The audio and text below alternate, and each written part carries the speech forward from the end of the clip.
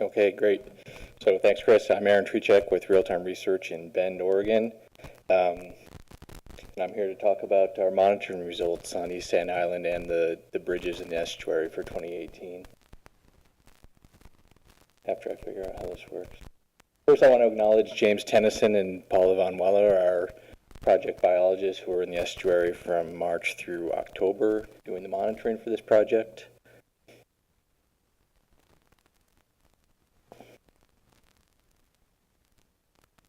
Okay, so as Chris just said, the Corps is in their 4th year of implementing the double-crested cormorant management plan, and our job in 2018 was basically just to monitor and help inform the adaptive management as they continued implementation in 2018.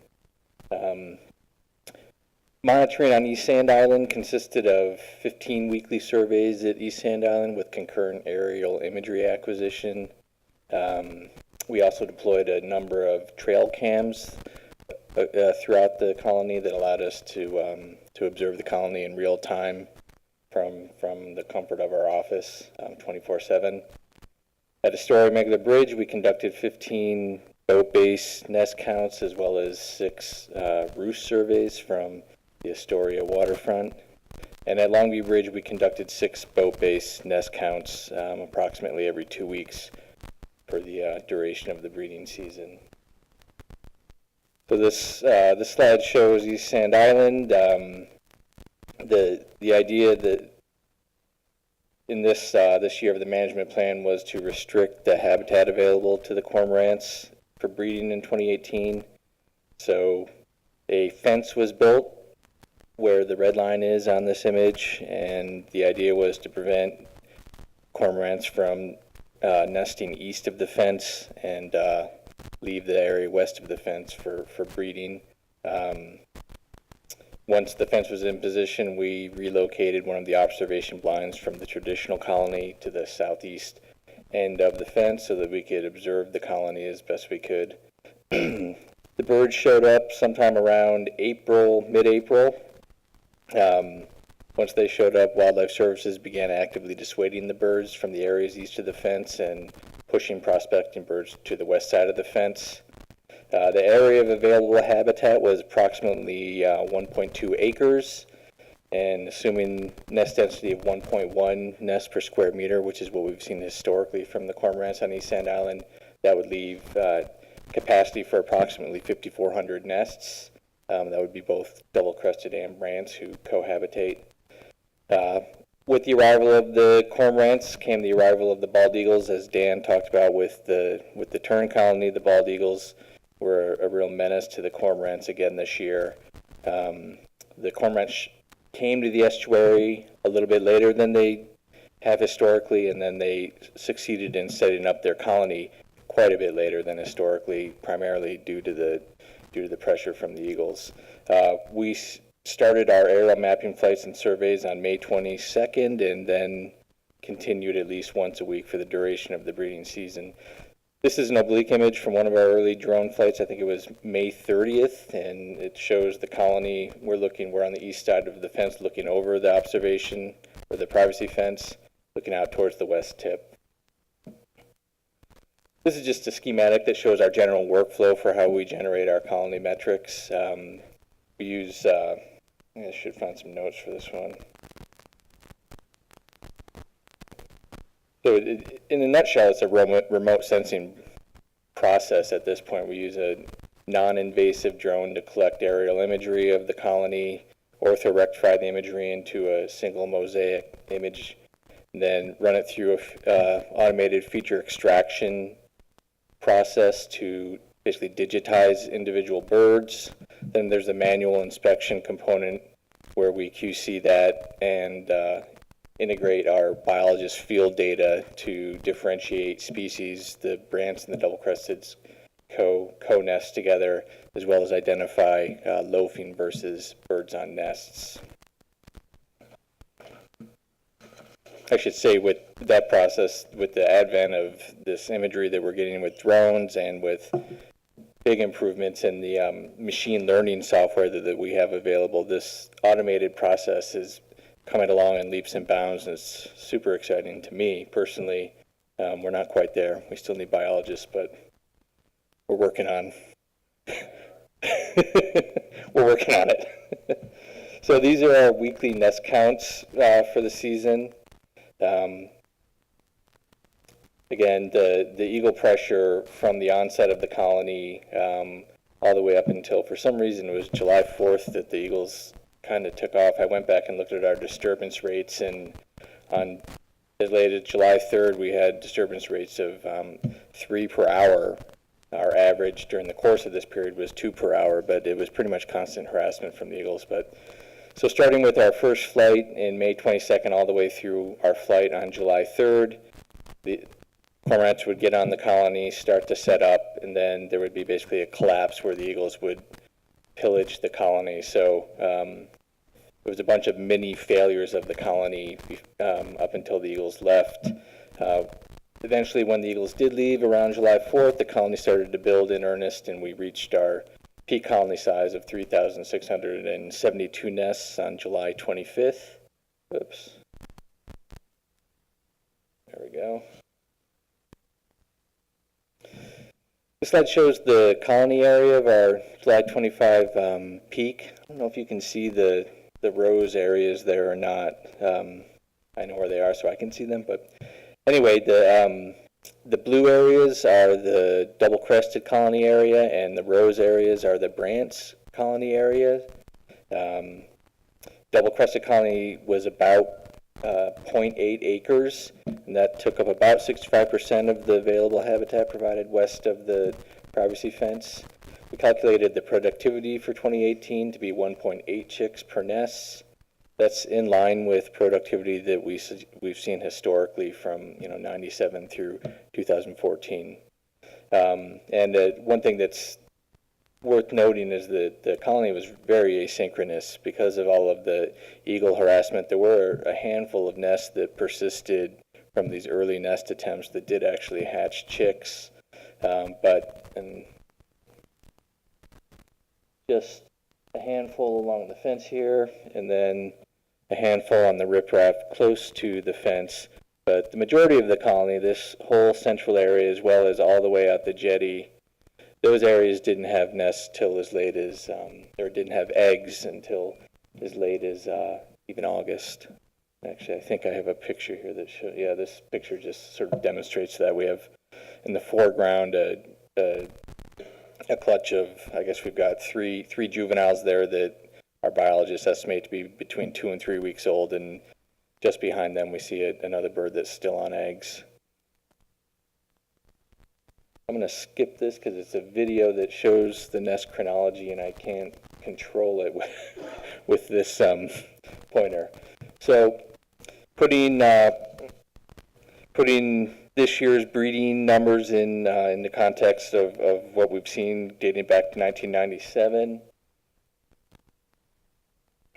The colony started in 2015 is when management started. You can see that the colony's been trending down. 2017 was basically a complete failure. We did see some young produced, but we think productivity was very low. This year we're just under 4,000 pairs, which is well under the Corps' goal of approximately 5,000 breeding pairs. So that's the story on East Sand Island. I'm going to move on to Astoria-Megler Bridge, which I know a lot of people are interested in. We did 15 boat-based nest counts on the bridge in 2018. The colony grew through the month of May and reached its peak on June 7th with 1,737 pairs or nests.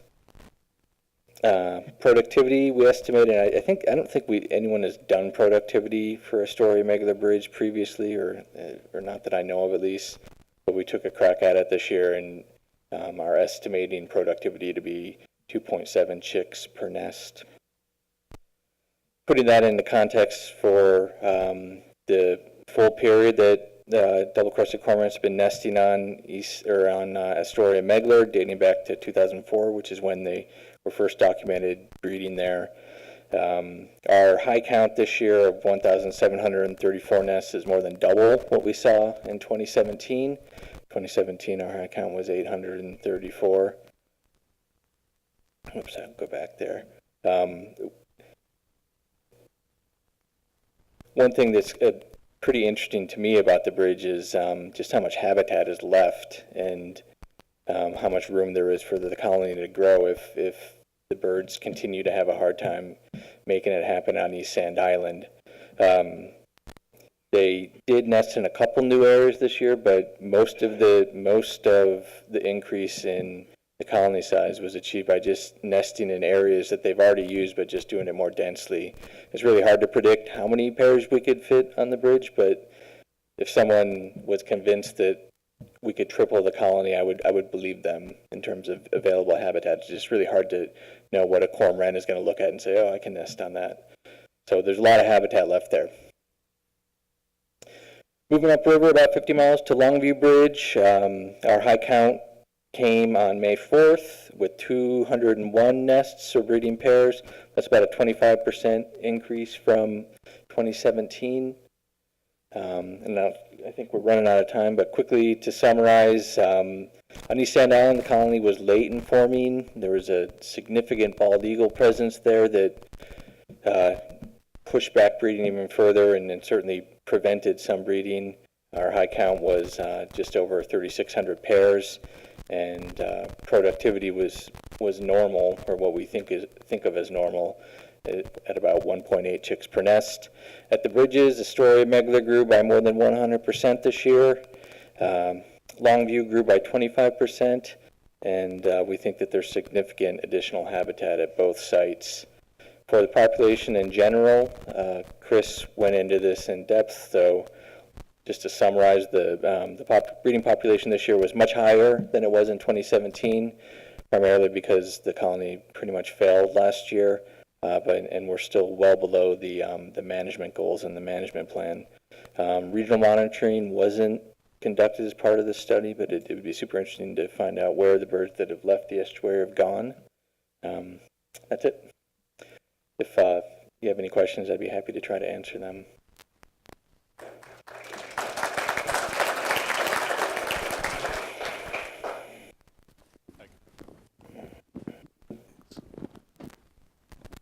So, Aaron, the Astoria-Megler Bridge cormorant colony started out as a pelagic cormorant colony. Mm-hmm.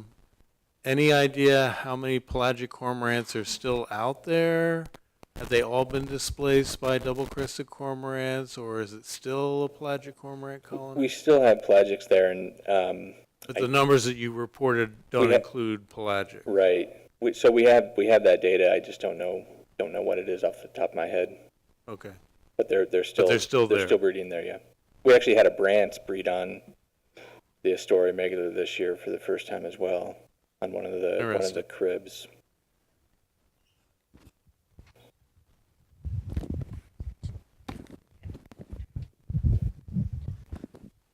I have one question.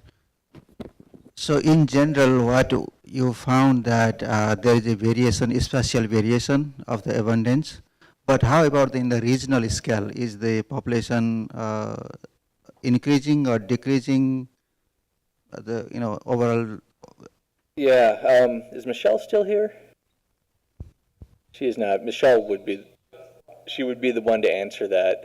I really don't know what's happening for the western population, but the colony on East Sand Island was the largest colony in the western population prior to management. So I think it's fair to say that this has had an impact on the overall western population.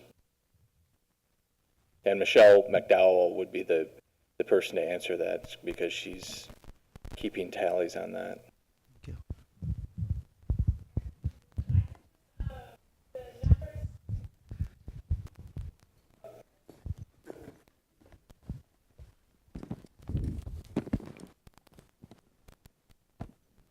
The numbers for the Western population have come down since we started implementing, but not beyond what has been predicted. So there has been a decline, but not something that causes concern. Thanks, Chris. One last question. Hey, Aaron, thank you so much for the hard work you guys put on this. My question relates to kind of the larger program. Don't expect necessarily a specific answer, but one of the, I think, really great successes of the Estuary Bird Program was moving the terns from Rice Island out toward the ocean to East Sand Island, shift the prey base, and hopefully a focus away from salmonids, at least most years. As we see the cormorants move further inland, is there a fear that they'll them shift their prey base essentially the other way and focus more on salmonids? Yeah, I mean, I think that that's on everyone's mind, really. One thing that was interesting with the bridge this year was it hit its peak at the first week of June, but while that was going on, East Sand Island colony was still sort of misfiring and not able to set up, and that whole time I was kind of holding my breath thinking, okay, if the colony on East Sand fails, we're going to see what we saw last year, which was the bridge colony continue to grow into I believe, the end of July. So, yeah, I think if the more failure that cormorants have at East Sand Island, probably the more likely it is that we'll have building of colonies upriver. Yep. Thank you, Aaron.